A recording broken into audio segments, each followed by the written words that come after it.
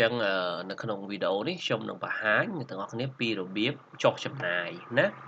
ចំណាយនេះគឺជាចំណាយទូទៅផ្សេងៗដែលយើងអត់រាប់បញ្ចូលទៅលើចំណាយក្នុងការទិញចូល stock អីដូចកន្លងមកទេណាក៏ប៉ុន្តែវាក៏ស្ថិតនៅក្នុង module purchases នេះដូចគ្នាដែរអញ្ចឹងចំណាយដែលខ្ញុំនិយាយនេះគឺជាឧទាហរណ៍មានដូចជាចំណាយទៅលើការជួលអគារចំណាយទៅលើការបង់ថ្លៃភ្លើងថ្លៃអ៊ីនធឺណិតអីជាដើមហ្នឹងហើយអូខេអញ្ចឹងដើម្បីធ្វើចំណាយហ្នឹងយើងចុចនៅលើ purchases រួចហើយយើងរកមើលពាក្យថា add expense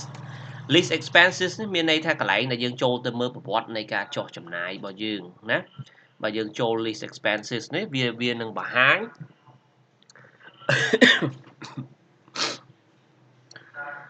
សូមអធិស្ឋាន slow បន្តិចហ្នឹងហើយវានឹងបង្ហាញពី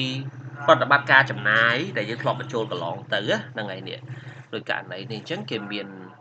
ហ្នឹងហើយ EXP អានេះជាលេខ reference របស់គេហើយអានេះជាទឹកប្រាក់ដែលយើងបានចំណាយចេញទៅហើយ note នេះគឺជាសម្គាល់ថាយើងចំណាយទៅលើអី$10ហ្នឹងណាអូខេអញ្ចឹងយើងក៏អាចធ្វើចំណាយដូចគ្នានឹងដែរប៉ុន្តែបើសិនជាយើងចង់បែងចែកប្រភេទចំណាយនឹងឲ្យត្រឹមត្រូវទៅតាមប្រភេទរបស់វា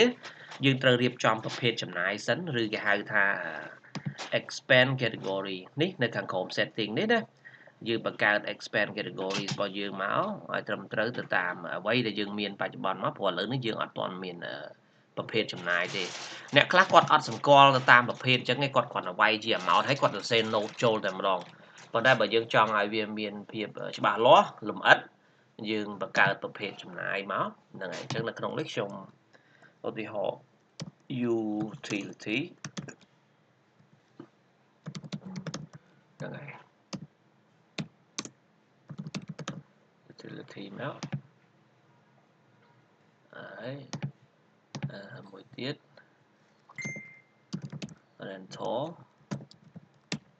ណាអូខេនៅក្នុងឧទាហរណ៍នេះខ្ញុំធ្វើតែពីរហ្នឹងឯងប៉ុន្តែក្រៅពីហ្នឹងអ្នកទាំងអស់នេះអាចធ្វើផ្សេងទៀតដូចជា ingredient ហ្នឹងហើយការទិញគ្រឿងផ្សំម្សៅកាហ្វេអីចូលអីអញ្ចឹងណាទឹកកកទឹកអីហ្នឹងអាចបញ្ចូល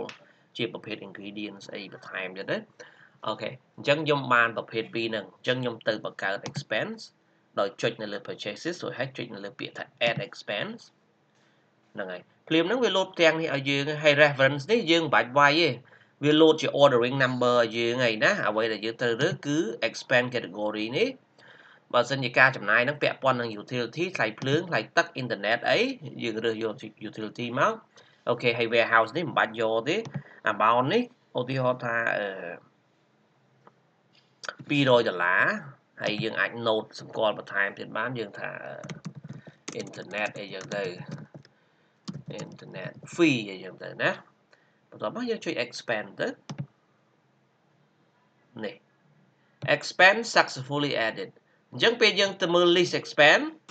យើងចូលទៅ purchases យើងចូលទៅ list expense សំទោស list expenses យើងឃើញមាន utility $200 internet fee ដែលយើងធ្វើអំបញ្ញមិញហ្នឹងហើយ